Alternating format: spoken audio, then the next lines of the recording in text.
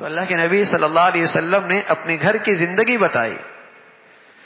حضرت عائشہ فرمانے لگی رسول اللہ صلی اللہ علیہ وسلم نے ایک مرتبہ رات کا وقت تھا، چاند کی طرف اشارہ کیا اور فرمایا عائشہ اس سے پناہ مانگا کرو. اشارہ تھا چاند سے رات کی طرف، اس لیے کہ چاند تو رات کو نکلتا ہے، رات کو ہی نظر آتا ہے.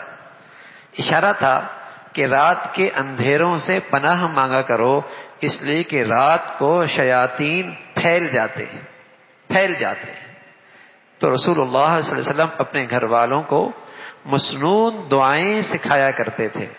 شام کی مسنون دعائیں، صبح کی مسنون دعائیں.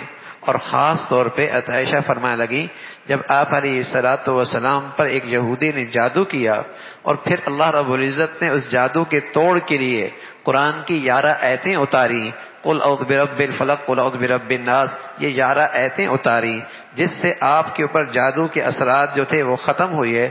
تو پھر تو آپ کا معمول بن گیا کہ جب رات کو بستر پہ جاتے، اور ہمارا بھی یہ معمول بن گیا جب تک آپ دنیا میں رہے آپ نے اس معمول پہ عمل کیا، اور ہم نے آپ کے بعد جب تک ہم زندہ رہے ہم نے اس معمول پہ عمل کیا کہ رات کو جب بستر پہ جاتے تو ان 11 آیتوں کو پڑھتے اور اپنے ہاتھوں پر پھونک لیتے اور پھر اس کو اپنے پورے جسم پہ مل لیتے. پھر ایسے ہی کرتے 3 مرتبہ ہمارا یہ عمل کرنا ہماری زندگی بھر کا معمول بن گیا.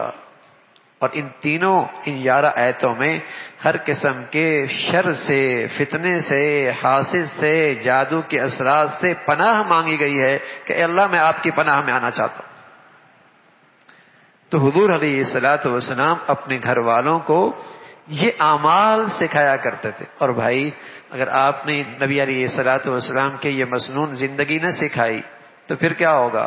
کبھی اس بابا کے پاس جائیں گی، کبھی اس بابا کے پاس جائیں گی، کبھی اس عامل کے پاس جائیں گی، کبھی اس بابا کے پاس جائیں گی، بابوں ہی کے چکر لگاتے رہیں گے. نبی علیہ الصلوۃ والسلام نے خوبصورت زندگی دی ہے.